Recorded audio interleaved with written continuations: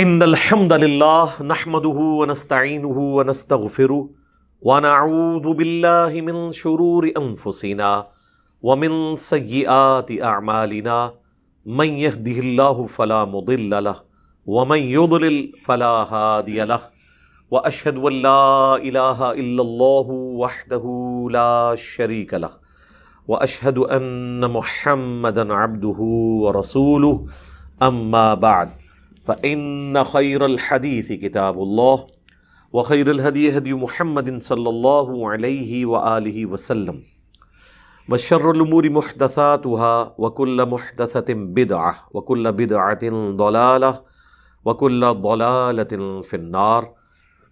أعوذ بالله السميع العليم من الشيطان الرجيم من همزه ونفخه ونفثه. بسم الله الرحمن الرحيم. رب اشرح لي صدري ويسر لي امري واحلل عقدة من لساني يفقهوا قولي.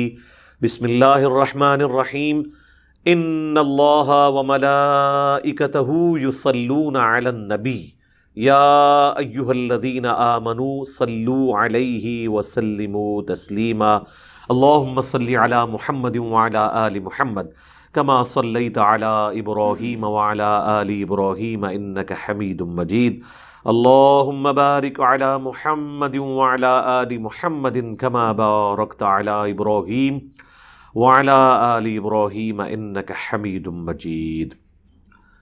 اللهم ربنا آتنا في الدنيا حسنة وفي الآخرة حسنة وقنا عذاب النار. ربنا آتنا من لدنك رحمة وهيئ لنا من امرنا رشدا. لا الہ الا انت سبحانک انی کنت من الظالمین.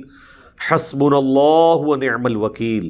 یا حی یا قیوم برحمتک استغیث ولا حول ولا قوة الا باللہ العلی العظیم. آمین. الحمدللہ آج 28 نومبر 2021 کو قرآن کلاس نمبر 102 میں ہم سورۃ المائدہ کو انشاءاللہ کنکلوڈ کرنے جا رہے ہیں، آیت نمبر 103 سے آنورڈ. پچھلی دفعہ ہماری گفتگو کمپلیٹ ہوئی تھی اس حوالے سے کہ بنی اسرائیل نے بھی اپنے پیغمبروں کو تنگ کیا اور ان سے ایسے سوالات پوچھے کہ پھر اس کے بعد پھر وہ کافر ہوئے. اسی پہ کنکلوڈ ہوا تھا. قد سألها قوم من قبلكم ثم اصبحوا بها كافرين. اس طرح کے سوالات وہ کرتے رہے اپنے پیغمبروں سے اور پھر حالت یہ ہوئی کہ وہ احکام سے ہی کفر اختیار کرنے والے ہو گئے. اس میں پیغمبر کی موجودگی میں جب قرآن نازل ہو رہا ہے تو آپ نے فضول بال کی کھال نہیں اتارنی، اس کی مذمت کی گئی تھی. اور اس کو علماء اپنے اوپر لے جاتے ہیں. جب انہیں کسی سوال کا جواب نہیں آتا تو وہ کہتے ہیں جی قرآن میں زیادہ سوالات کرنے کی ممانعت ہے. وہ کانٹیکسٹ ہی بالکل ڈیفرنٹ ہے، اس میں ساتھ موجود ہے وَإِن تَسْأَلُوا عَنْهَا حِينَ يُنَزَّلُ الْقُرْآنِ. اگر قرآن کے نزول کے دوران اگر تم اس طرح کے سوالات کرو گے کہ کوئی شخص یہ پوچھ رہا ہے کہ میرا باپ کون ہے، کوئی شخص یہ پوچھ رہا ہے کہ میری اونٹنی گم گئی، یہ کہاں سے ملے گی. پیغمبر اس کام کے لیے دنیا میں نہیں آتے، وہ ہدایت کے امام بن کے آتے ہیں. یہ تو جیوز اور کرسچنس کے اندر جو خامیاں تھیں. اب جو مشرکین عرب کے اندر مشرکانہ رسومات جو آئی ہوئی تھیں اور اسے انہوں نے اپنی خود ساختہ ایک شریعت کا نام دیا ہوا تھا، اس میں سے 4 چیزوں کا ذکر یہاں پر آ رہا ہے. کچھ چیزوں کا ذکر سورۃ الانعام کے اندر بھی آئے گا تفصیل کے ساتھ کہ وہ کس قسم کی چیزیں اللہ کی طرف منسوب کرتے تھے. اعوذ باللہ من الشیطان الرجیم. بسم اللہ الرحمن الرحیم. ما جعل اللہ من بحیرۃ ولا سائبۃ ولا وصیلۃ ولا حام. اللہ نے تو کوئی مقرر نہیں کیا شریعت میں کوئی ایسا حکم، نہ بحیرہ کا، نہ سائبہ کا، نہ وسیلے کا. یہ وسیلہ وہ پنجابی والا سین والا وسیلہ نہیں، یہ سواد والا وسیلہ. اور نہ حام کا. یہ 4 ٹرمنالوجیز اونٹوں سے متعلق ان میں اسٹیبلش تھیں. صحیح بخاری میں اس کانٹیکسٹ میں امام بخاری لے کر آئے ہیں صحابہ اور تابعین کی اقوال کی روشنی میں کہ بحیرہ وہ اونٹنی تھی کہ جس کا دودھ دونا بند کر کے وہ اسے بتوں کے لیے چھوڑ دیا کرتے تھے.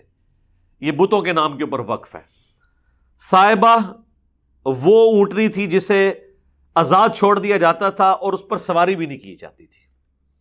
وسیلہ یہ اونٹنی ایسی جس کے ہاں اونٹنی ہو پھر اس کے بعد اس کے ہاں بھی اونٹنی ہو، یعنی جو ایک اونٹنی کی دادی اماں بن جائے یا نانی اماں، تو وہ کہتے تھے یہ بڑی متبرک ہے، اس کو بھی ہم بتوں کے لیے اب وقف کر دیں گے.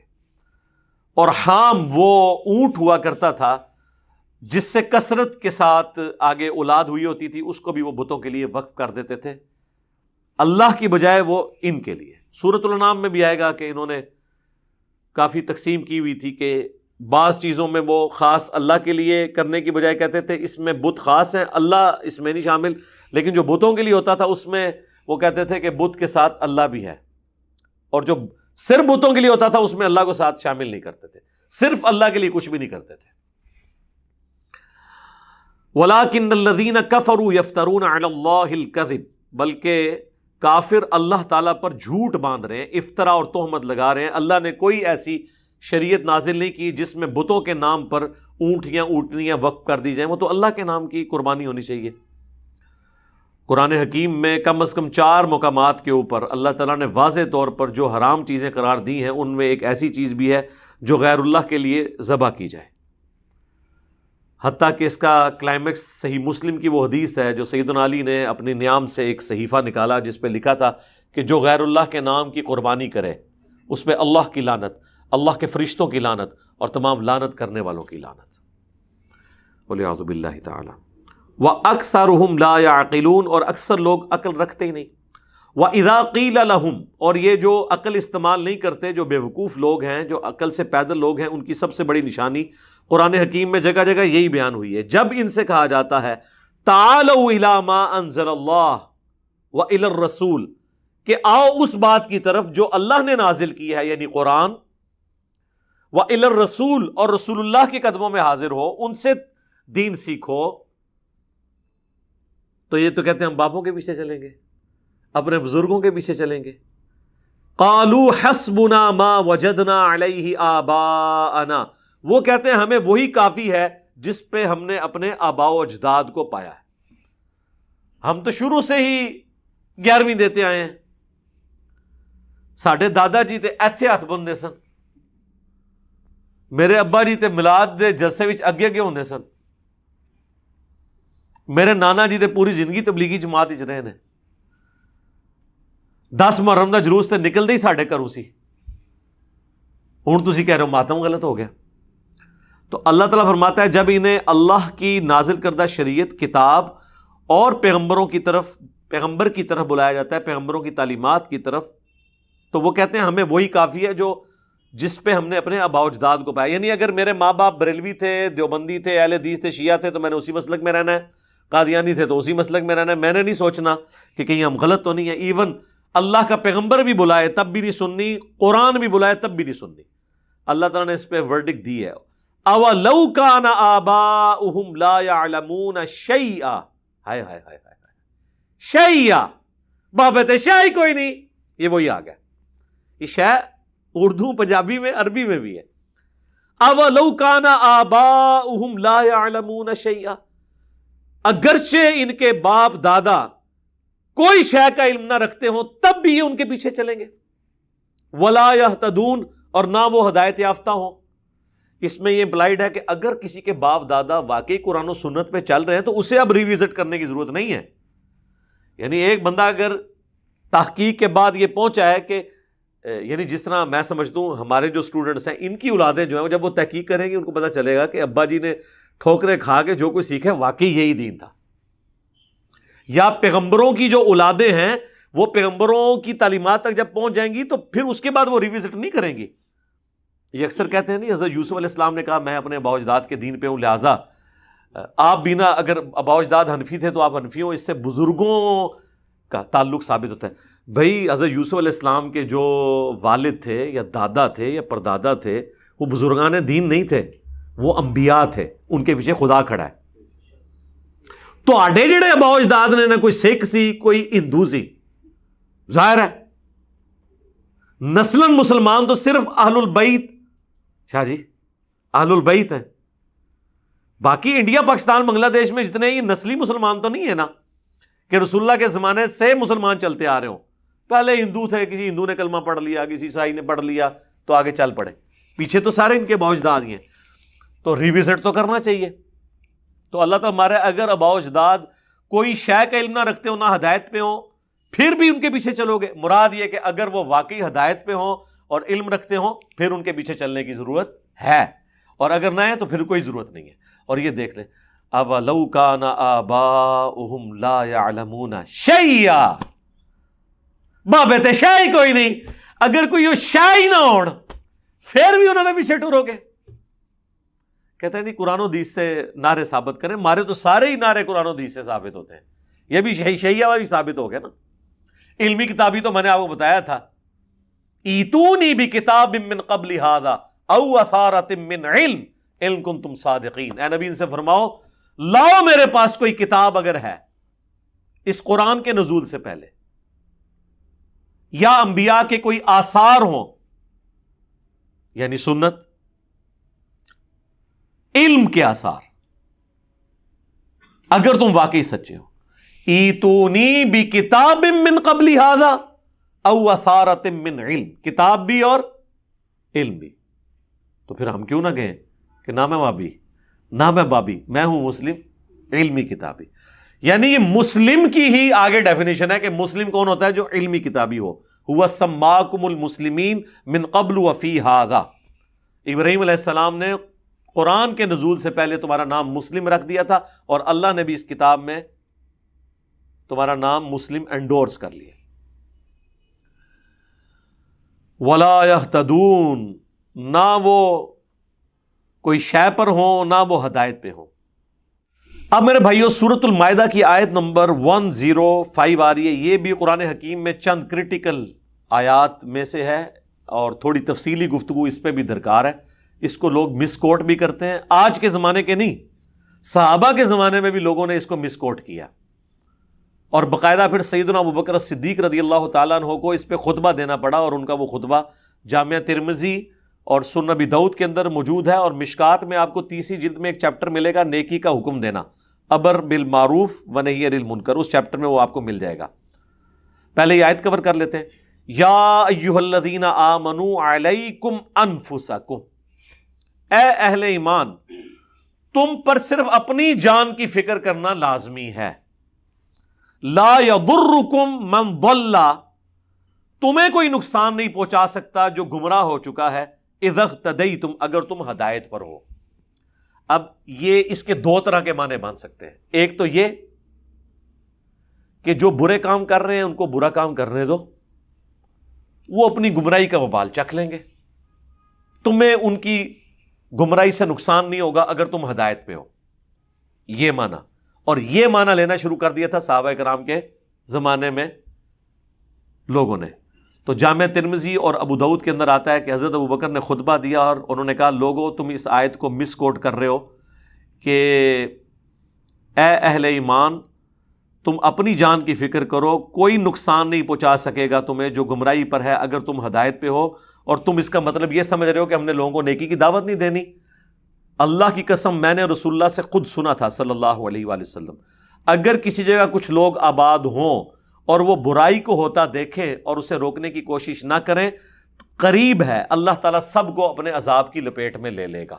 لہٰذا اس سے یہ پلی لے کر کہ ہم تو ہدایت پہ ہیں نا, جو گمراہی والے انہیں ہم نے روکنا نہیں ہے, یہ مطلب نہیں لینا ہے اس کا. اچھا اب آپ سوچ رہے ہوں گے پھر کیا مطلب لینا ہے؟ مطلب یہ لینا ہے کہ ان کو دعوت و تبلیغ آپ نے کر لی, اس کے باوجود وہ حق پر نہیں آ رہے تو آپ نے اپنا فریضہ ادا کر دیا. اب یہ نہیں ہوگا کہ ان کی نحوست تم پہ پڑ جائے. اگر آپ نے اپنا فرض ادا کر دیا, آپ کا کام تھا سمجھانا اپنے والدین کو, بی بچوں کو, بی بچوں پہ تو خیر سختی ہے, قوا انفسکم واہلیکم نارا, بی بچوں کے علاوہ باقیوں پہ آپ بائی فورس نہیں کر سکتے, تو آپ نے سمجھا دیا. اب خدا نہ خواستہ جس طرح وہ بابا جی ہمارے یہاں آتے تھے ریگولرلی, گجرانوالہ سے فوت ہو گئے, اللہ تعالیٰ ان کی مغفرت کرے. آخری دفعہ جب وہ آئے انہوں نے سوال یہ کیا کہ میرا بھائی نماز نہیں پڑھتا, میں اس کے ساتھ کھانا ہمارا اکٹھا ہے, تو میں کھانا کھا لیا کروں, یہ نہ اس کی نحوست مجھ پہ پڑ جائے. میں نے کہا آپ سمجھاتے ہیں؟ کہتے ہیں ہاں میں سمجھاتا ہوں. میں نے کہا بس آپ کا فرض ادا ہو گیا. آپ پہ کوئی نوست نہیں اس کی پڑھنی. تو یہ نوست والا کنسیپٹ کہا گیا کہ اگر تم ہدایت پہ ہو نا تو تمہیں نقصان نہیں ہوگا. لا تزر وازرۃ وزر اخری، کوئی جان بوجھ اٹھانے والی دوسرے کا بوجھ نہیں اٹھائے گی. لیکن یہ اس کے بعد ہے جب آپ وہ 4 شرطیں پوری کریں. الا الذین آمنوا وعملوا الصالحات وتواصوا بالحق وتواصوا بالصبر. حق کی بات کی تلقین کریں، صبر کر لیں، اس کے بعد بھی کوئی نہیں مانتا تو لا یضرکم من ضل اذا اہتدیتم، تمہیں کوئی نقصان نہیں پہنچائے گی کسی کی گمراہی اگر تم ہدایت پر ہو. اب آپ کو سمجھ آیا؟ اور اس کو سپورٹیو ایک اور حدیث ہے جامعہ ترمذی میں کہ اگر کسی جگہ ایسے لوگ ہوں جو برائی کو روک سکتے ہوں اور وہ برائی نہ روکیں اپنی زبان سے یا ہاتھوں سے، تو اللہ تعالیٰ سب کو عذاب کی لپیٹ میں لے گا اور پھر تم دعائیں کرو گے اور تمہاری دعائیں بھی قبول نہیں ہوں گی. یہ پریکٹیکلی ہمیں یہی کچھ نظر آ رہا ہے. صحیح مسلم میں حدیث ہے، ہو سکے تو برائی کو اپنے ہاتھوں سے روکو، حکمرانوں کا کام ہے یا گھر میں مرد کا کام ہے جو گھر میں بڑا ہے. ہو سکے تو برائی کو ہاتھ سے روکو، ہاتھ سے نہیں روک سکتے تو زبان سے، زبان سے بھی نہیں روک سکتے تو کم از کم دل میں برا جانو. لیکن اس کو اللہ نے پسند نہیں کیا. نبی علیہ السلام فرمایا ذالک اضعف الایمان، یہ ایمان کا سب سے کمزور درجہ ہے. یعنی آپ سمجھیں کہ اللہ کو ایسے بندے پسند نہیں. اس کے لیے ڈاکٹر سرار صاحب بڑے خوبصورت ایک ٹرم یوز کرتے تھے، گونگے شیطان نہ بنو. یہ گونگا شیطان ہے. اور میں کہتا ہوں کہ ڈاکٹر صاحب زندہ ہوتے تو میں ان کو بتاتا کہ اس کی سپورٹ میں آپ کو ایک حدیث بھی میں بتا سکتا ہوں المستدرک للحاکم میں، جس کے اوپر میری ایک ویڈیو بھی الگ سے ریکارڈڈ ہے. بنی اسرائیل پر عذاب کیوں آیا جو وہ بندر اور خنزیر بن گئے تھے. سورۃ الاعراف میں ایک ڈیٹیل واقعہ ہے نا کہ ہفتے کے دن کا شکار اللہ تعالیٰ نے منع کیا تھا. تو المستدرک للحاکم میں ان آیات کے کانٹیکسٹ میں ایک تفصیلی حدیث ہے. ویسے تو قرآن میں ہی وہ واقعہ تفصیلی ہے. سورۃ الاعراف میں آیا کہ اللہ تعالیٰ نے ہفتے کے دن کا شکار منع کیا اور قرآن کے الفاظ ہیں کہ شکار بھی پھر ہفتے والے دن مچھلیاں پھدکتی تھی ان کی نظروں کے سامنے. اب اس وقت ظاہر ہے دل کو تھامنا ذرا مشکل ہے، پورا ہفتہ مچھلی قابو نہ آئے. اور جس دن مچھلیوں کو بھی پتہ چل گیا تھا کہ آج تک کچھ کر نہیں سکتے، پھدکتی تھی، تو انہوں نے کیا گلا کیا، انہوں نے ایڈجسٹنٹ گڑے کھودے. مد و جزر کی وجہ سے وہ پانی چڑھ کے ان گڑوں میں آتا تھا، جب پانی اترتا تھا تو وہ مچھلیاں گڑے میں رہ جاتی تھی. اتوار والے دن وہ شکار کر لیتے تھے. ہیلا کر لیا. اللہ تعالیٰ نے انہیں بندر اور خنزیر بنا دیا. کونوا قردۃ خاسئین، ہم نے کہا پھٹکارے ہوئے بندر بن جاؤ. تو قرآن میں اللہ تعالیٰ نے کہا کہ وہ 3 گروہوں میں بٹ گئے. ایک گروہ وہ تھا جو اس فتنے میں مبتلا ہو گیا، اس نے یہ والی ہیلا بازی شروع کر دی. دوسرا گروہ وہ تھا جو خود تو نہیں کرتا تھا یہ کام اور اللہ سے ڈرتا تھا، لیکن ان کو نہیں روکتا تھا. اور وہ یہی سمجھتا تھا، یہ جو حضرت ابوبکر نے کلیریفیکیشن دی کہ بھائی یہ نہ سمجھنا لا یضرکم من ضل اذا اہتدیتم، تو کوئی نقصان نہیں ہوئے گا اگر تسی خود ہدایت پہ ہو، منع کرنے کی ضرورت نہیں. حضرت ابوبکر نے کہا یہ مطلب نہیں لینا. وہ جو دوسرا گروہ تھا نا، انہوں نے کہا ہم تو نہیں کریں گے، حرام ہے، ان کو من چھوڑیں گے. الٹا جو تیسرا گروہ تھا ہمارے جیسا منہ پھٹ، ہر زمانے میں رہتے ہیں سر، وہ ان کو منع کرتا تھا کہ کام نہ کرو تو اڈل کام پہ جائے گا. تو وہ جو بیچ والے تھے نا، میٹھی میٹھی باتیں کرنے والے، وہ بجائے ان کو سمجھے، اتنی بزدل، آج بھی علماء دیکھیں اتنے بزدل ہے کہ گمراہوں کو تو سمجھاتے نہیں ہیں، جو دلیر ہیں ان کو بزدل بناتے ہیں. تو اس زمانے میں بھی وہ جو تیسرا جو بیچ والا گروہ تھا نا، وہ گمراہوں کو کہتا تھا ان کو ان کے حال پہ رہنے دو، اور جو بیچارے سمجھا رہے ہوتے تھے وہ کہتے تانوں کے پہ ہی ہے، انہوں نے سمجھانا دی، مرن دو انہوں. اور یہ بیسیکلی ان کی بزدل ہی ہوتی تھی. دونوں طرف اچھے بن جائے نا، وہ درمیانہ گروپ تو دونوں کو اچھا لگے گا نا. ان کو اس لیے اچھا لگے گا کہ برائی کر نہیں رہا، ان کو اس لیے رہے گا کہ سانو کچھ نہیں کہہ رہا. تو یہ خود بھی بزدل ہوتے ہیں مولوی، معذرت کے ساتھ. جو لوگ ریورٹ ہو کے قرآن و سنت کے منہج پہ آتے ہیں، کئیوں کے ماں باپ، کئیوں کے بڑے بھائی، رشتہ دار خود بھی بزدل ہوتے ہیں اور ان کو بزدل بنانے کی کوشش کرتے ہیں. اور تو کیڑی پئی ہے جی، چپ کر کے اپنا نماز روزہ کرو. تو یہی حرکت کی انہوں نے بھی. تو ان لوگوں نے پتا کیا جواب دیا؟ انہوں نے کہا ہمیں کوئی ذاتی مسئلہ نہیں ہے، ہم ان کو منع اس لیے کر رہے ہیں کہ اپنے رب کے حضور معذرت پیش کر سکیں کہ یا اللہ ہم سے جو ہو سکتا تھا ہم نے کیا ہے. ان کو سمجھانے کی کوشش کی ہے. وہی جو میں کہتا ہوں نا کہ جنت 4 شرطیں پوری کرنے سے ملنی ہے. الا الذین آمنوا وعملوا الصالحات، بہت آسان، دنیا ہار بھی ڈالے گی گلے میں. لیکن اگلی جو 2 باتیں ہیں، وتواصوا بالحق، حق بات کی تلقین کرنی ہے، اور اس کے بعد پھینٹی کنفرم. وتواصوا بالصبر، پھر صبر کرنا ہے. یہ دو کام مشکل ہیں. یہ پورا واقعہ قرآن میں سورۃ الاعراف میں آیا. اس کے کانٹیکسٹ میں المستدرک للحاکم میں ایک تفصیلی حدیث ہے. وہ تابعی کہتے ہیں ابن عباس جب یہ قرآن میں آیات پڑھا کرتے تھے تو اس جگہ آ کے رویا کرتے تھے. کیوں روتے تھے؟ وہ کہتے تھے کہ اللہ تعالیٰ نے یہ واقعہ بیان کرنے کے بعد یہ تو بتا لیا، اس میں بتایا کہ جو لوگ نیکی کی دعوت کرنے والے تھے، ان کو برائی سے روکنے والے تھے، اللہ نے انہیں نجات دے دی اور وہ کامیاب ہو گئے، وہ تو ہے جنتی. اور دوسروں کو اللہ نے کہا جو یعنی کہ وہ گناہ کرنے والا گروپ تھا، ان کو اللہ تعالیٰ نے فرمایا ہم نے ان کو پھٹکارے ہوئے بندر بنا دیا. کونوا قردۃ خاسئین. اور تیسرے گروہ کو اللہ نے بتایا ہی نہیں کہ ان کا انجام کیا ہوا ہے. یہ بندر بن گئے، ان کو جنت مل گئی. جو تیسرا تھا میٹھی میٹھی باتیں کرنے والا، تو ابن عباس رو کے کہا کرتے تھے کاش مجھے کوئی بتا دے کہ ان کے ساتھ کیا ہوا تھا. یعنی ابن عباس کو پتا تھا کہ وہ بھی نہیں بچے ہوں گے، لیکن وہ چاہتے تھے مجھے کسی طریقے یہ پتا چل جائے کہ ان کے ساتھ کیا ہوا تھا. یعنی اگر وہ بچ گئے ہیں تو پھر ٹھیک ہے، حسین بننے کی کون سی ضرورت ہے. کہتے نہیں ابن عباس روک دے سن حسین نو. بھائی حسین نے سورۃ الاعراف پڑھی ہوئی سی، حسین نو بھی پتا سی کونوا قردۃ خاسئین کے ہے. اچھا یہ بندر کا لفظ دیکھ لیں، بنو امیہ کے لیے بھی آیا ہے. المستدرک للحاکم میں حدیث ہے، مسند ابی یعلا میں صحیح سند سے موجود ہے.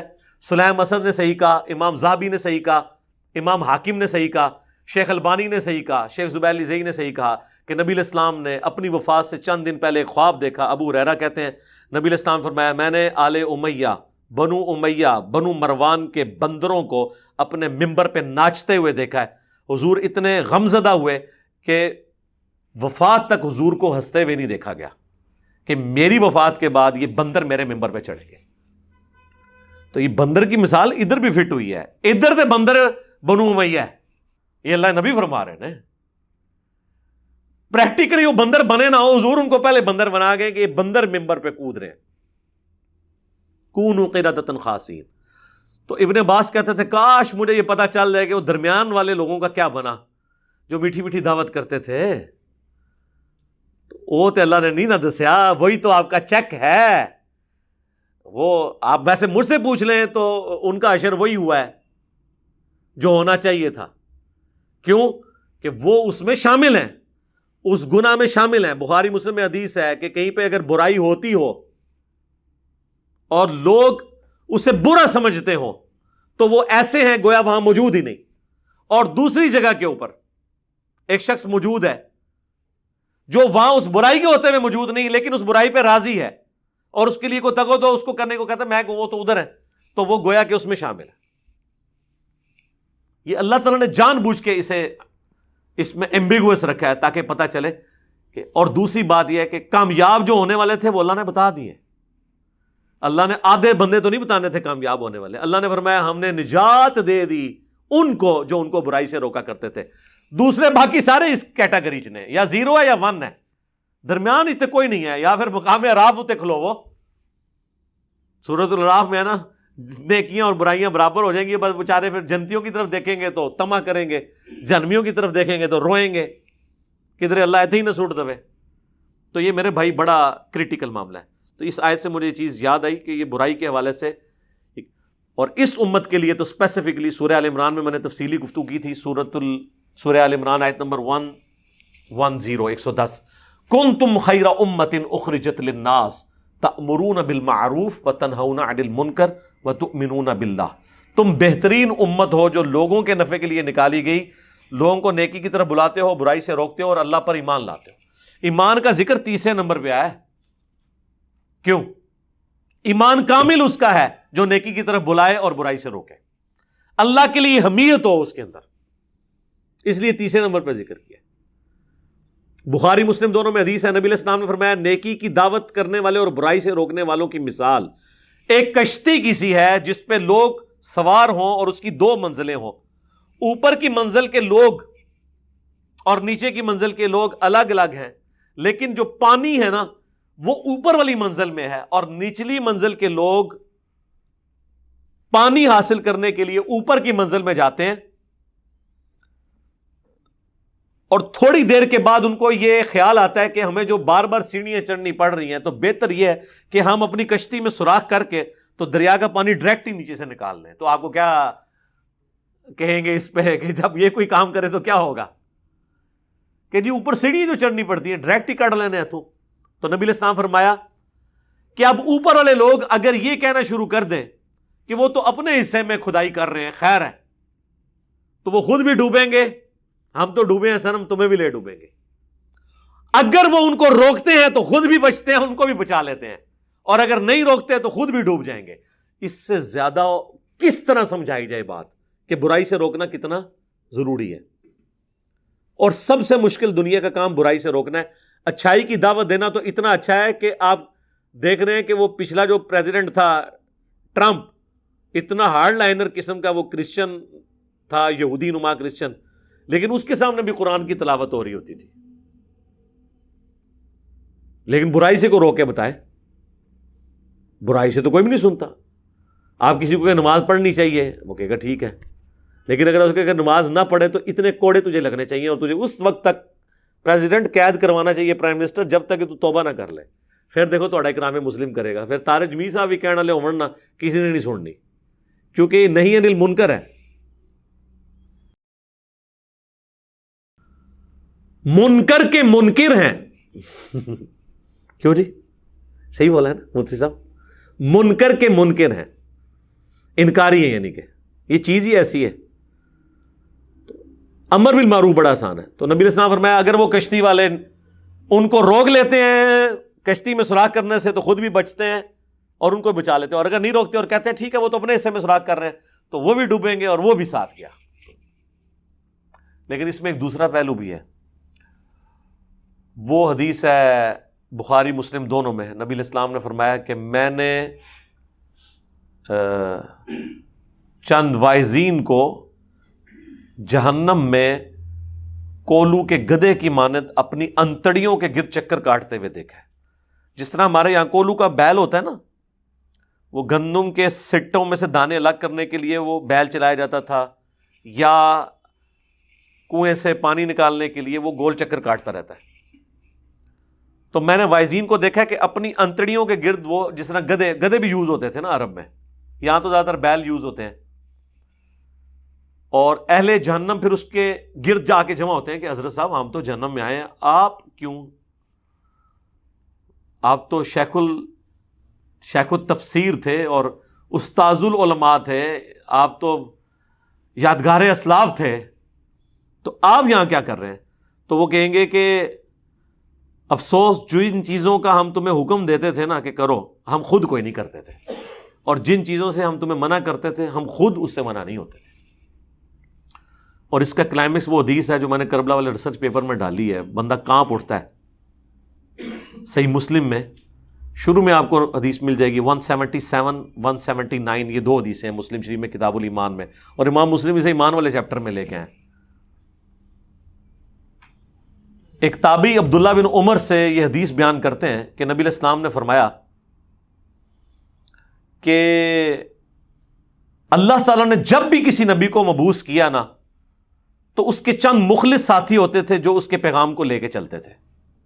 یعنی اس میں خود رسول اللہ بھی شامل ہے, اور اس کو سپورٹیو وہ سورہ مریم کی آیت بھی ہے کہ انبیاء کے جانے کے بعد ناخلف لوگ ان کے جانشین بن کے جنہوں نے نمازیں ضائع کی اور شہوات کی پیروی کی, عنقریب انہیں دوزخ کی وادی غی میں پھینکا جائے گا. اس کانٹیکسٹ میں نے یہ تفصیلی حدیث بیان کی تھی.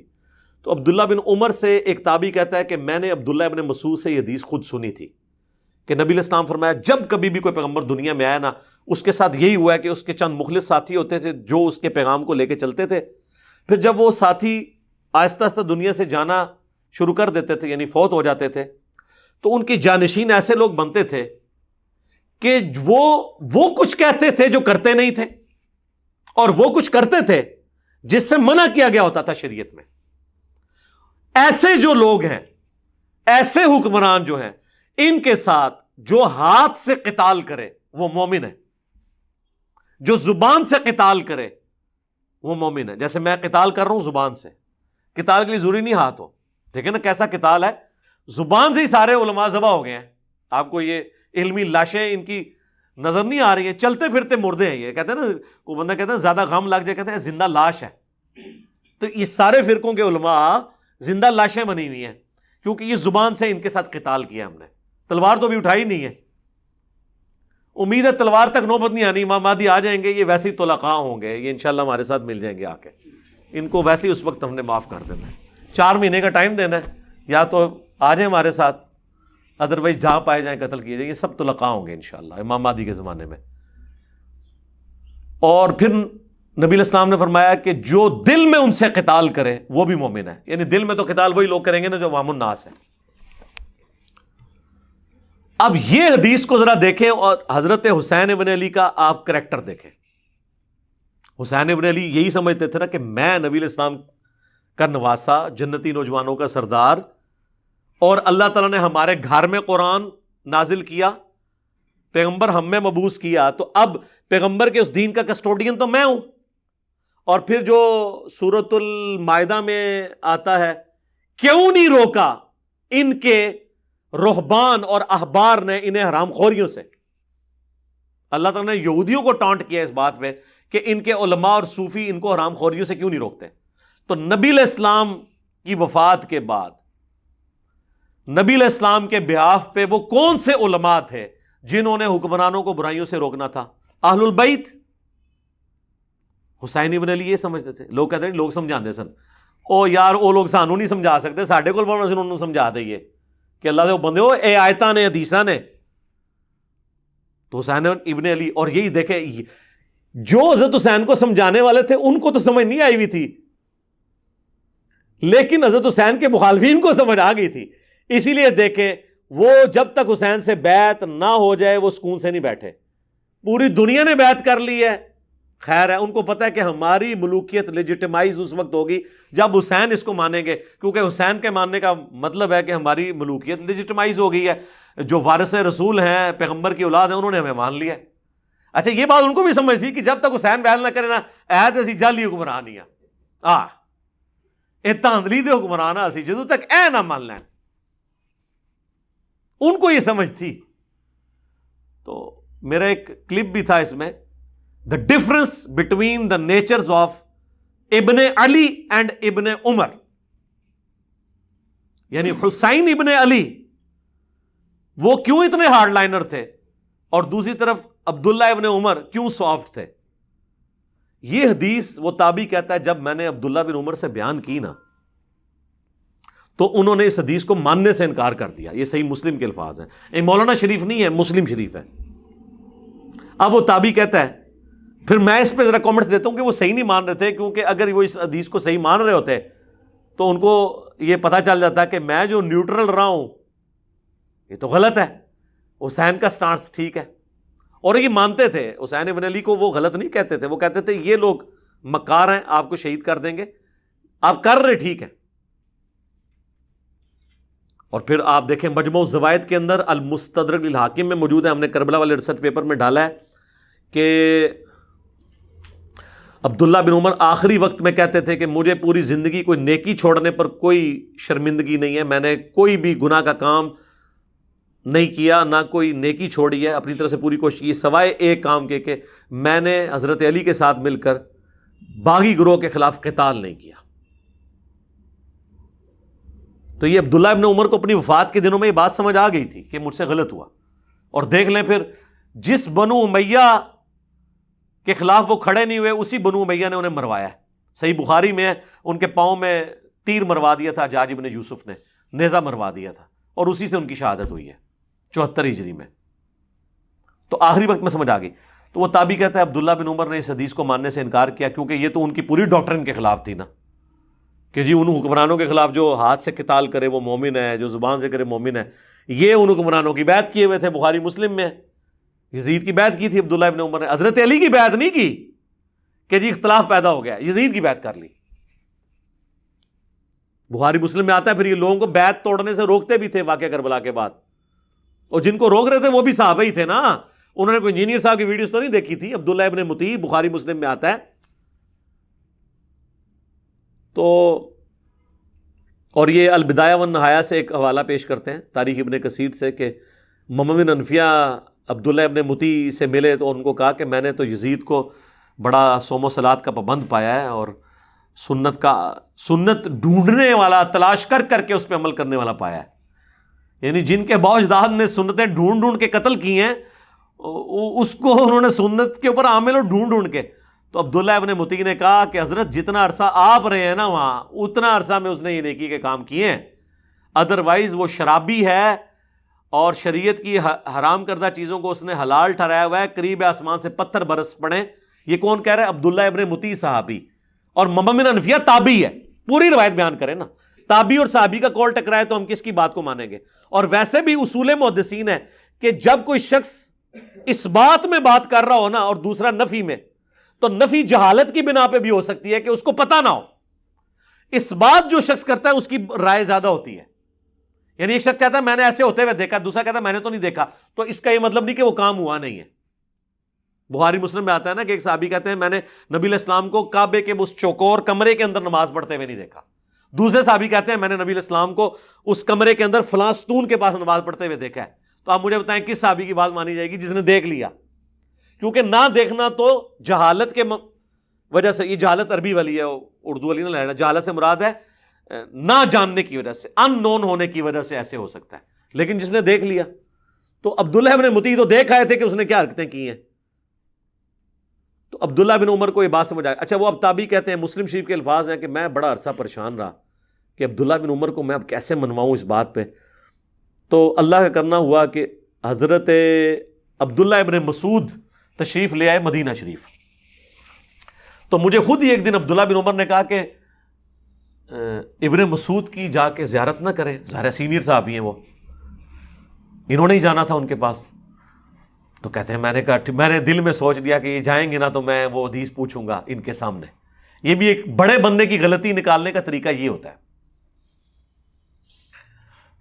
تو کہتے ہیں میں وہاں جب گیا، ملاقات ہوئی تو میں نے ابن مسعود سے کہا کہ حضرت آپ نے مجھ سے یہ حدیث نہیں بیان کی تھی کہ جب بھی کوئی پیغمبر آیا اس کے کچھ مخلص ساتھی ہوتے تھے، جب وہ چلے جاتے تھے پھر نااہل حکمران بن جاتے تھے ان کے جانشین، وہ کرتے تھے جس کا حکم نہیں ہوتا تھا، اور جس چیز سے روکا گیا ہوتا تھا وہ کرنا شروع کر دیتے تھے. ان سے جو ہاتھ سے قتال کرے وہ مومن ہے، جو زبان سے کرے وہ مومن ہے، اور جو دل میں برا جانے وہ بھی مومن ہے، لیکن وہ آخری درجے کا.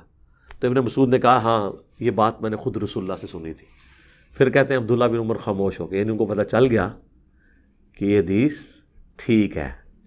اس سے یہ بھی پتہ چلا کہ کسی حدیث کے بارے میں کوئی ریلیکٹنٹ ہو سکتا ہے، لیکن جب اس کی تصدیق ہو جائے اس کے بعد کسی شخص کو یہ حق حاصل نہیں ہے کہ اس چیز سے انکار کرتا ہے. اور اس سے یہ بھی پتہ چلا کہ کسی حدیث پہ عقلاً اعتراض کرنا کوئی گناہ یا گمراہی نہیں ہے، لیکن جب پتہ چل جائے اس کے بعد گمراہی ہے. ان کو یہ چیز ہضم نہیں ہو رہی تھی کہ ایسے کیسے ہو سکتا ہے، کیونکہ اگر ایسے ہوتا تو ان کی پوری ڈاکٹرین اپنی ختم ہوتی تھی. وہ تو خود نیوٹرل ہو کے بیٹھے ہوئے تھے، کیونکہ انہوں نے تو کوئی نہیں بنو امیہ کے خلاف قتال کیا ہوا تھا. اور میرا خیال ہے شاید یہی وجہ تھی کہ آخری وقت میں پھر وہ پچھتاتے تھے، جو میں نے آپ کو مجموع الزوائد اور المستدرک الحاکم کی روایت بتائی. اب یہ ساری باتیں سورۃ المائدہ کی آیت نمبر 103 کی تفسیر میں ڈاکٹر اسرار صاحب تو بیان نہیں کریں گے، یا کوئی بریلوی عالم تو بیان نہیں کرے گا، دیوبندی تو نہیں کرے گا. اول تو اس میں سے کئی چیزوں کا ان کو پتہ ہی نہیں ہوگا. تو اللہ کے فضل سے ہماری یہ جو تفسیر کی کلاس ریکارڈ ہو رہی ہے نا، علا وجہ بصیرت، اس کو جو بندہ بھی سنے گا، اللہ کا فضل ہے سورۃ المائدہ بھی ہماری کمپلیٹ ہونے والی انشاءاللہ تعالی. جو بندہ بھی اسے سنے گا اسے پتہ چلے گا کہ واقعی کو ویلیو ایڈیشن ہوئی ہے. اس کے بعد سینکڑوں تفاسیر آپ پڑھتے رہیں اور ڈھونڈتے رہیں چیزیں. ایون جس کے بارے میں ان کا مان ہے نا تبری اور ابن کثیر، وہ بھی آپ پڑھ کے دیکھ لیں. اتنی تفصیلی گفتگو ادھر بھی ایک آیت کے کانٹیکسٹ میں نہیں ہوتی، اسکیٹرڈ فارم میں ہوتی ہیں. کئی چیزیں انہوں نے اسکپ بھی کی ہوتی ہیں امت کے وسیع تر مفاد کے اندر. کیونکہ جب سنی شیعہ کنفلکٹ آ گیا ہے اس کے بعد آپ ہر چیز کو آپ نے یہ اینک لگا کے دیکھنا ہے کہ ادھر یہ ڈنڈی کیوں لگی ہوئی ہے، وہ اس کے پیچھے کوئی اور مسئلہ ہوگا. ہر گل بھی ایک گل ہوتی ہے، وہی اصل گل ہوتی ہے. جو پنجابی میں کہا جاتا ہے نا، ہر بات کے اندر کی ایک بات ہوتی ہے اور وہی اصل بات ہوتی ہے. کیونکہ وہ بات جب بیان کی جاتی ہے تو میرے بھائی پھر گالیاں پڑتی ہیں.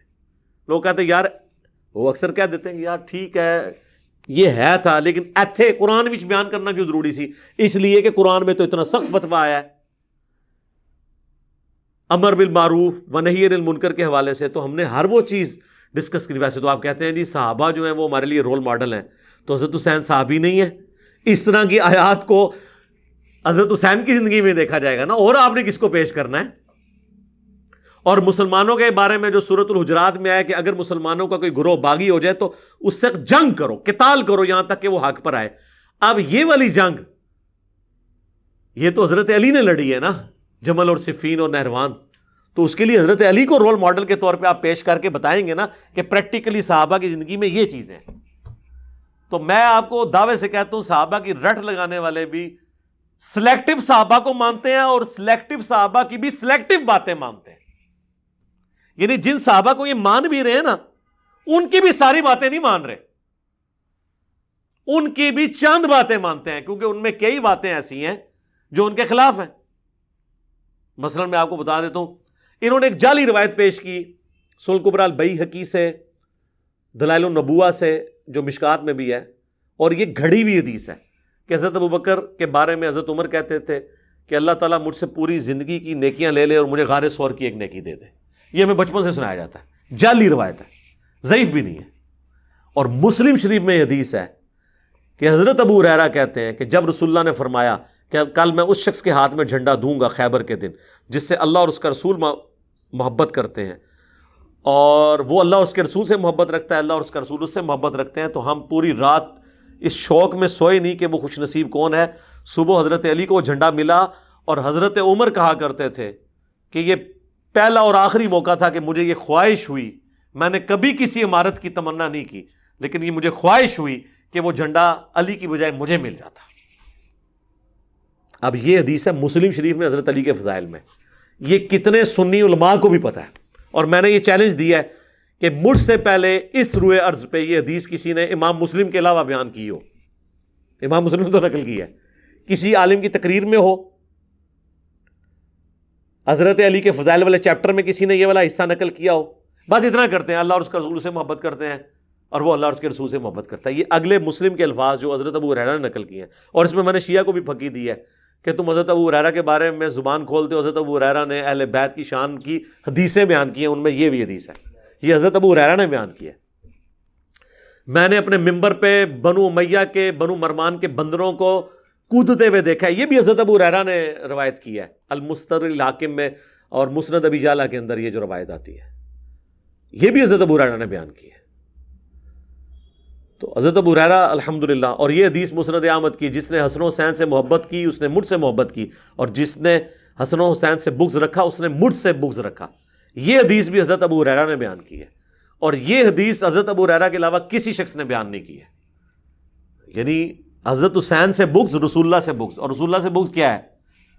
اللہ تک بات جاتی ہے۔ ان الذین یؤذون اللہ ورسولہ لعنہم اللہ فی الدنیا والآخرہ، جو اللہ اور اس کے رسول کو اذیت دیتے ہیں دنیا اور آخرت میں، ان پر اللہ کی لعنت ہے، اور اللہ نے ان کے لیے ذلیل و خوار کر دینے والا عذاب تیار کر رکھا ہے۔ اللہم لا تجعلنا منہم، اللہم انی اسألک حبک وحب من یحبک وحب عمل یقربنی الی حبک، آمین۔ تو یہ حضرت ابوبکر نے یہ آیت پڑھی،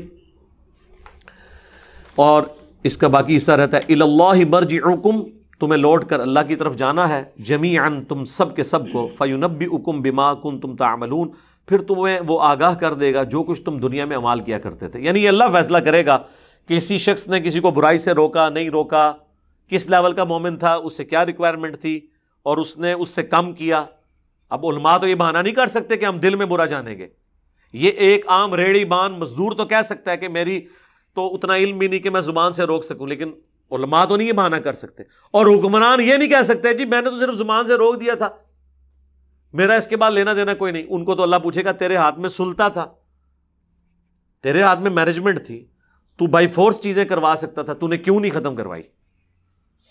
سپریم کورٹ نے فیصلہ کر دیا تھا سود کے حرام ہونے پہ، جب نواز شریف صاحب دوسری دفعہ پرائم منسٹر بنے، اور ان کی حکومت نے یونائٹڈ بینک کے تھرو سٹے لے لیا، وہ آج تک سٹے ہے۔ یہ ہماری عدالتیں ہیں، یہ ہمارے پرائم منسٹرز ہیں، یہ ہماری حکومتیں ہیں کہ پچھلے 22-23 سال سے سٹے لے کے بیٹھے ہوئے ہیں کہ سود ہے تو حرام ہے لیکن ہم نے اپنے بینکوں سے سود ختم نہیں کرنا، جبکہ فیصلہ آ چکا ہوا ہے. تو یہ کتنے مخلص ہیں اسلام نافذ کرنے کے اوپر، یہ آپ خود فیصلہ کر لیں. تو یہ اللہ نے فرمایا نا کہ تمہیں لوٹ کے اللہ کی طرف آنا ہے، وہ خود فیصلہ کر دے گا کس کا کتنا اختیار تھا اور اس نے کیا کیا.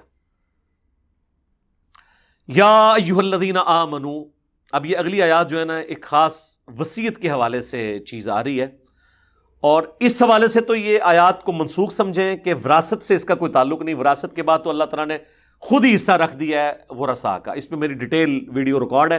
سورۃ النساء کا جو دوسرا رکوع آیا تھا نا، وراثت کیا ہوتی ہے، ہبہ کیا ہوتا ہے اور وصیت کیا ہوتی ہے. البتہ اس کانٹیکسٹ میں اگر لیں کہ وصیت کو کرنا چاہے تو وہ کر سکتا ہے، اور وہ 1/3 مال جو بخاری مسلم میں ہے کہ 1/3 مال کہ آپ وصیت کر سکتے ہیں کہ میرے مرنے کے بعد فلاں کو ملے، اور وہ فلاں وہ ایسا رشتہ دار نہیں ہونا چاہیے جس کو آٹومیٹیکلی وراثت میں حصہ ملنا ہے ادر دین وارث. وہ ابو داؤد میں بخاری میں حدیث ہے کہ اللہ نے وارث کا حصہ قرآن میں رکھ دیا، اب کوئی شخص اپنے وارث کے لیے وصیت نہیں کرے گا، اور وہ کر بھی دے تو اسے ملنی نہیں ہے.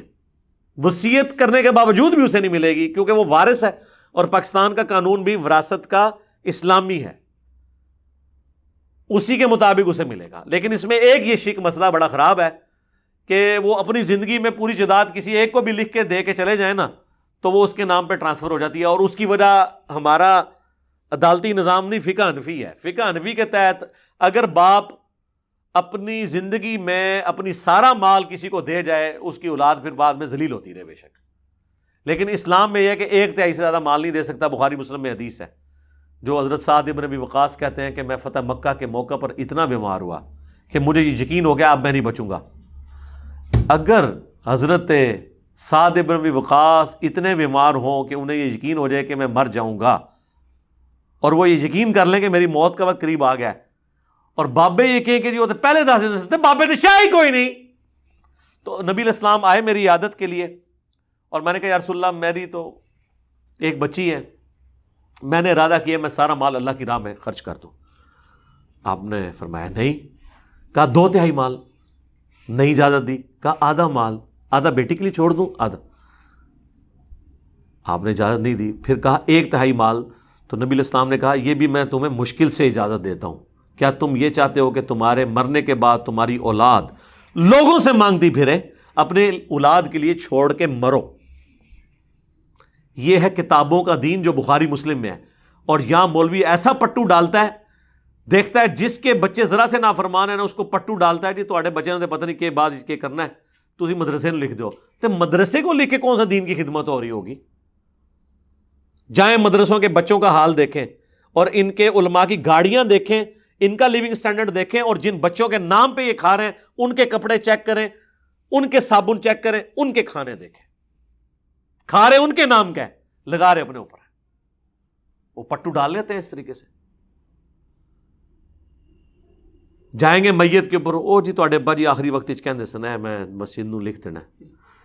وہ بچہ بھی پھر کہندا جی ہن کہ کریے لکھنا ہی پینا ہے، کچھ نہ کچھ تو مینوں دھیان آؤں جان چھڑاواں. ایسی ایسی چلاکیاں کرتے ہیں اور جھوٹ بول کے کرتے ہیں. ہمیں خود ایک عالم دین نے فون کر کے کہا اور رو رہا تھا، کہتا جی اب میں علاقے کا بھی نام نہیں بتاتا، پاکستان میں ہی ہے، کہتا ہے ہمارے محلے میں ایک جوان ڈیتھ ہوئی تو اس کے ماں باپ کو صبر نہیں آ رہا تھا، تو میں نے جھوٹا خواب بیان کیا کہ مجھے نبی علیہ السلام کی زیارت ہوئی ہے، اور نبی علیہ السلام نے کہا ہے کہ یہ بچہ بھی بخش دیا گیا، اس کے ماں باپ بھی بخش دیے گئے. تو کہتا ہے میں نے ان کو جا کے سنایا، اس دن سے وہ خاموش ہوئے. ظاہر ہے جنرل کا ٹکٹ ان کو مل گیا، اور کہتا ہے یہ میں نے جھوٹا خواب گھڑا ہے، اب مجھے شرمندگی ہے، اب میں کیا کروں. ٹینڈتے کھیڑ عام خواب کے بارے میں بخاری مسلم میں اتنی وعیدیں ہیں کہ جھوٹا کوئی بیان کرے. نبی علیہ السلام کے بارے میں تو بخاری مسلم حدیث ہے جس نے میری طرف جھوٹ منسوب کیا وہ اپنا مقام جہنم میں دیکھ لے. یہ لوگ کر جاتے ہیں. تو نبی علیہ السلام نے اجازت نہیں دی ہے 1/3 مال سے زیادہ، یعنی آپ نے 2/3 مال چھوڑ کے مرنا ہے. تو وہ جو 1/3 مال اگر کسی نے وصیت کرنا ہے تو اس کے لیے طریقہ کار بتایا جا رہا ہے. یا ایھا الذین آمنوا شہادۃ بینکم اذا حضر احدکم الموت. شہادت جو ہے آپس میں تمہاری گواہی جب کسی کی موت کا وقت قریب آ جائے. حین الوصیہ، وصیت کرتے وقت. الوصیۃ اثنان ذوا عدل منکم، تو وہ ظاہر ہے کہ آپ وصیت کرتے ہیں، خود تو مر رہے تو ظاہر ہے گواہ تو بنائے گا نا. تو 2 عادل تم میں سے ہوں. او آخران من غیرکم، اگر 2 عادل نہیں ملتے ہیں تو یعنی کوئی مسلمان یا قریبی لوگ نہیں ملتے تو غیر مسلموں سے بھی کوئی ہو جائیں. ان انتم ضربتم فی الارض، اگر تم سفر میں ہو. سفر میں تو ضروری نہیں ہوتا کہ آپ کے قریبی رشتہ دار کوئی ملے، آپ کے ساتھ سفر کرنے والے رشتہ دار نہیں، دوست ہیں، یا ان کو کر لو، یا کوئی اور جس پہ آپ کو اعتبار ہے تو اس صورت میں ان کو گواہ کر لو. فَأَصَابَتْكُمْ مُصِیبَةُ الْمَوْتِ، اور مصیبت آ جائے موت کی. اب یہ مصیبت، یہ ماسی مصیبتیں پنجابی والی نہیں ہے، یہ عربی والی مصیبت ہے. عربی میں یعنی ایک موت کی تکلیف، موت کا وقت یا حادثہ. تحبسونہما من بعد الصلاۃ، روک لو ان گواہوں کو نماز پڑھنے کے بعد. یعنی مسجد میں اوپن گیدرنگ میں آ کے وہ بتائیں کہ یہ جب بندہ مرنے لگا تھا ہم مسجد میں کھڑے ہو کے یہ گواہی دینے لگے ہیں کہ اس نے یہ وصیت کی تھی. یہ اکثر لوگ کہتے ہیں نہیں مسجد کیوں آنا ہے جی، قرآن سے کیوں ہاتھ رکھنا ہے جی، قرآن اس واسطے نازل ہوا ہے. میرے بھائی قرآن جس لیے نازل ہوا وہ تو آپ خود بھی کو نہیں کر رہے اس پہ عمل، لیکن قرآن پہ اوتھ لینا جب ضرورت پڑ جائے تو اس میں کوئی حرج نہیں ہے، بلکہ بعض اوقات ضروری ہو جاتا ہے. قرآن کی کوئی توہین نہیں اس میں. تو وہ فیقسمان باللہ، وہ اللہ کی قسم اٹھائیں.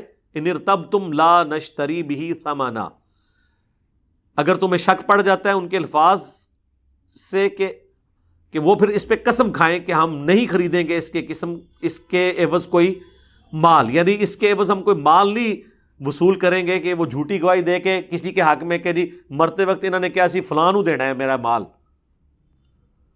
اور اس فلاں سے کہیں تیرے لیے لکھا تو نہیں لیکن آدھا تیرا آدھا ہمارا. تو وہ اللہ کی قسم اٹھا کے کہیں کہ وہ جو کچھ بول رہے ہیں وہ سچ بول رہے ہیں. وَلَوْ كَانَ ذَا قُرْبَى، اگرچہ ان کے قریبی رشتہ دار کیوں نہ ہو، ان کو نوازنے کے لیے بھی جھوٹی گواہی نہیں دیں گے. وَلَا نَكْتُمُ شَهَادَةً، اور ہم نہیں چھپائیں گے شہادت کو، شہادت اللہ، اِنَّا إِذًا لَمِنَ الْآثِمِينَ، اور اگر ہم ایسا کرتے ہیں تو ہم گناہ گاروں میں شمار ہوں گے. یہ قسم کے وہ الفاظ ہوں گے کہ نہ تو ہم نے اس کے عوض کوئی معاوضہ قبول کیا ہے، اور چاہے ہمیں اپنے قریبی لوگوں کے خلاف بھی گواہی دینی پڑے ہم دیں گے، اور ہم کوئی اللہ کے سامنے اس گواہی کو چھپائیں گے نہیں، ورنہ ہم گناہ گار ہوں گے. فَإِنْ عُثِرَ عَلَىٰ أَنَّهُمَا اسْتَحَقَّا إِثْمًا، اب وہ لوگ جنہیں یہ شک پڑ گیا کہ یہ انہوں نے تو یہ جھوٹ قسم بھی جھوٹی چک لی ہے، یہ بھی تو ہو سکتا ہے نا، آج کل نہیں لوگ، اور یہ حق مار رہے ہیں ہمارا. کوئی قریبی رشتہ دار سمجھتے ہیں کہ یہ کیسے ہو سکتا ہے کہ پوری زندگی میں نے خدمت کی ہے اور یہ شریکوں کو لکھ کے چلا گیا، ایسا تو نہیں ہوگا، جس نے خدمت کی ہے اسی کے لیے لکھے گا نا. تو اگر کسی رشتہ دار کو شک پڑ گیا کہ انہوں نے جھوٹی قسم اٹھائی ہے تو اب اس کو وائلیٹ کیا جا سکتا ہے، اس کی وصیت بھی بدلی جا سکتی ہے، اس کے لیے وہ پھر اس کے مقابلے پہ قسم اٹھائیں گے. فآخران یقومان مقامہما، تو اس جگہ پہ وہ لوگ پھر کھڑے ہوں، من الذین استحق علیہم الاولیان، کہ جن کا حق ضائع کیا گیا تھا پہلے گواہوں کی طرف سے، تو وہ اب کھڑے ہو جائیں اور وہ قسم اٹھا دیں. فیقسمان باللہ لشہادتنا احق من شہادتہما، کہ ہماری شہادت زیادہ حق پر مبنی ہے ان دونوں کی، کہ یہ ایسا پاسبل نہیں کہ ایسا ہو سکے. وما اعتدینا، اور ہم حد سے تجاوز کرنے والے نہیں ہیں. انا اذا لمن الظالمین، اگر ایسا ہے تو پھر ہم یقیناً ظالم ہیں. تو اس طرح کرنے سے دونوں کا پھر معاملہ ختم ہو جائے گا. پھر جوڈیشری فیصلہ کرے گی کہ جو قریبی ہے اس کو اتنا دینا ہے، یعنی وہ ختم ہو جائے گا. یہ بالکل اسی طریقے سے جو لیان کا مسئلہ ہے سورہ النور میں، کہ اگر کوئی خامند اپنی بیوی کو بدکاری کرتے ہوئے دیکھتا ہے اور اس کے پاس گواہ کوئی نہیں ہے، تو قرآن میں ہے 4 دفعہ وہ شہادت دے گا، قسم اٹھائے گا، اور 5ویں دفعہ کہے گا کہ اگر میں جھوٹا ہوں تو مجھ پہ اللہ کی لعنت ہو. اور وہ عورت اپنے آپ کو سزا سے بچا سکتی ہے، ہو سکتا ہے ہم جھوٹ بول رہا ہو، تو وہ 4 دفعہ وہ بھی قسم اٹھائے اور کہے کہ اگر میں جھوٹ بول رہی ہوں تو مجھ پہ اللہ کی لعنت ہو، تو وہ سزا سے بچ جائے گی. اور اگر اس نے جھوٹی بھی قسم اٹھائی تب بھی وہ سزا سے بچ جائے گی، آخرت کی سزا سے ملے گی، دنیا میں اس پہ سزا 100 کوڑوں والی اسٹیبلش نہیں ہوگی. یہ سیم وہی اینالوجی اس کیس میں بھی بن رہی ہے. ذالک ادنا ان یأتوا بالشہادہ، یہ طریقہ کار زیادہ قریب ہے کہ گواہ دیا کریں گواہی، علی وجہہا او یخافوا ان ترد ایمان بعد ایمانہم. ظاہر ہے جب جس کو یہ شک پڑا ہوگا کہ ہم نے گواہی دی تو رشتہ دار بھی کھڑے ہو گئے اس طرح کی گواہی دینے کے لیے، تو پھر جو پہلی شہادت دے رہا ہے وہ بھی ڈرے گا کہ یار ظاہر ہے اس طرح کے کام ہونے کے بعد وہ جنہوں نے پہلے شہادت دی ہے پھر انہوں نے گواہی کوئی نہیں لے گا، لوگ کہیں گے یار انہوں نے ہوتے بھی جھوٹ مارا سی، تو پھر یہ ایک ڈیٹرنس ہوگی کہ وہ جھوٹی گواہی نہیں دیں گے۔ اس کے بعد واتقوا اللہ، اور اللہ سے ڈرو، واسمعوا، اور سنو، یعنی اللہ کے حکم کو غور سے سنو، واللہ لا یہدی القوم الفاسقین، اللہ تعالی فاسقوں کو ہدایت نہیں دیتا، یعنی جو ہدایت قبول کرنا ہی نہیں چاہتے ان کو ہدایت نہیں ملے گی۔ والذین جاہدوا فینا لنہدینہم سبلنا، جو لوگ ہماری راہ میں کوشش کریں گے ان کے لیے ہم اپنی راہیں کھولیں گے۔ چلیں جی، میرا تو ارادہ تھا لیکن خواہش پوری ہو گئی، ارادہ پورا نہیں ہوا۔ خواہش یہ تھی کہ آخری جو یہ 2 رکوع ہیں نا سورہ المائدہ کا کلائمیکس، یہ ایک مجلس میں کور کیے جائیں۔ اللہ کے ایک لاڈلے پیغمبر اولو العزم عیسیٰ ابن مریم علیہ السلام کی ٹریجک سٹوری، قیامت کے دن اللہ تعالیٰ ان سے جو گفتگو کرے گا توحید اور شرک کے حوالے سے، اس کا جو جڑ ہے وہ یہیں سے شروع ہو جائے گی، آیت نمبر 109 سے۔ تو یہ 109 سے لے کے سورۃ المائدہ کے اینڈ تک یہ 2 رکوع، کوشش یہ ہے کہ اگلی پوری کلاس اس کے اوپر ہو انشاءاللہ تعالیٰ، اور میں اس میں پھر مدنی پھول بھی ساتھ ساتھ آپ کو بتاؤں۔ ویسے خالی ترجمہ تو ہو ہی جائے گا لیکن اس میں سے جو پوائنٹ نکل رہے ہوں گے نا، اے وچوں وہ گلاں کٹدا ہے جڑی لکھی ہیں نے سر، وہ گلاں ہی تے اصل گلاں نے، جو میں نے ایک بات تو مجھ پہ اللہ نے شرح صدر کی نا کہ عیسیٰ ابن مریم اپنی زندگی میں تو یہ خطبہ دے رہے ہیں کہ انہ من یشرک باللہ فقد حرم اللہ علیہ الجنہ ومأواہ النار وما للظالمین من انصار، جس نے شرک کیا اس پہ جنت حرام ہے اور قیامت کے دن اس کا کوئی مددگار بھی نہیں ہوگا اور اس کا ٹھکانہ جہنم ہے۔ یہ عیسیٰ ابن مریم جب خود کہہ رہے ہیں دنیا میں، تو اپنی بات وہ قیامت کے دن جا کے بھول جائیں گے، لگتا تو یہی ہے لیکن ایسا نہیں ہے۔ کیوں بھول جائیں گے؟ کہ جب ان کو پتہ ہے کہ میرے ماننے والوں نے شرک کیا ہے تو یہ کیوں کہیں گے کہ اے اللہ جب تک ان میں موجود تھا ان پر گواہ تھا، جب تو نے اٹھا لیا تو تو ہی پر گواہ تھا، کیونکہ اللہ تو ان کو کہہ رہا ہے کہ تو نے کہا تھا تیری ماں کو اور تجھے پوجا جائے۔ تو یعنی عیسیٰ کو یہ تو پتا چل گیا کہ میرے ماننے والوں نے شرک کیا۔ اس کے بعد کوئی گنجائش نہیں تھی کہ عیسیٰ ابن مریم ان کے لیے کوئی نرم جملہ بولتے، لیکن قرآن میں آتا ہے وہ کہیں گے اے اللہ یہ تیرے بندے ہیں، چاہے انہیں معاف کر دے۔ عیسیٰ کیوں کہہ رہے ہیں؟ یہ تو میں کہنے کے لیے تیار نہ ہوں اللہ کے سامنے، کہ جب مجھے اللہ کا یہ فیصلہ پتا ہے کہ ان اللہ لا یغفر ان یشرک بہ، اور عیسیٰ ابن مریم خود دے چکے ہیں کہ نہ تو کوئی مددگار ہوگا، تو عیسیٰ پھر کیوں مدد کر رہے ہوں گے؟ ان کو تو پتا ہونا چاہیے کہ میں نے مدد نہیں کرنی۔ سر یہی تو اس میں قیامت چھپی ہے۔ اگر یہ نہ ہوتا تو ہم آپ کو کیسے بتاتے کہ اگر عیسیٰ ابن مریم اپنے ماننے والے مشرکین کے لیے یہ خطبہ دینے کے باوجود کہ تمہارا کوئی مددگار نہیں ہوگا، قیامت کے دن پھر مدد کرنے کی کوشش کرے اور اللہ تعالیٰ اس کے جواب میں کہے کہ کوئی مدد نہیں ہونی ان کی، آج سچوں کو ان کا عقیدہ فائدہ دے گا، تو بابے تے شاہی کوئی نہیں۔ اگر عیسیٰ ابن مریم جو اولو العزم پیغمبر ہیں، سورۃ الاحزاب اور سورہ عشورہ میں 5 اولو العزم پیغمبر، محمد رسول اللہ، ابراہیم خلیل اللہ اور نوح علیہ السلام، موسیٰ علیہ السلام اور عیسیٰ علیہ السلام، 5 یہ انبیاء کے 5 تن پاک ہیں۔ 5 اولو العزم پیغمبروں میں سے ایک شخص جو خود کہہ رہا ہے کہ مشرک کا کوئی مددگار نہیں ہوگا، وہ مدد کی بھی کوشش کرے تب بھی اللہ کے کوئی فائدہ نہیں ہے، تو بابت شاہی کوئی نہیں۔ سبحانک اللہم و بحمدک، اشہد ان لا الہ الا انت، استغفرک و اتوب الیک، وما علینا الا البلاغ المبین۔ جزاکم اللہ خیرا۔